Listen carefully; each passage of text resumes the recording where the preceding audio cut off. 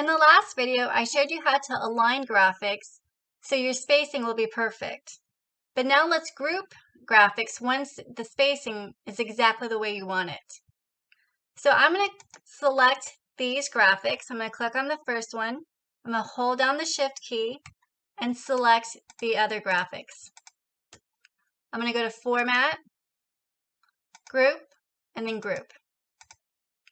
Another option would be just to highlight the graphics. I'm going to highlight, and they selected all of the graphics. If a graphic does not get included, you can hold down your Control key and select the graphic. Last time we went to Format. This time I'm going to just right-click, choose Group, and then Group.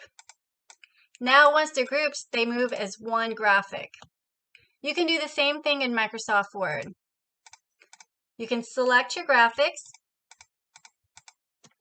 go up to Format, Group, and then Group.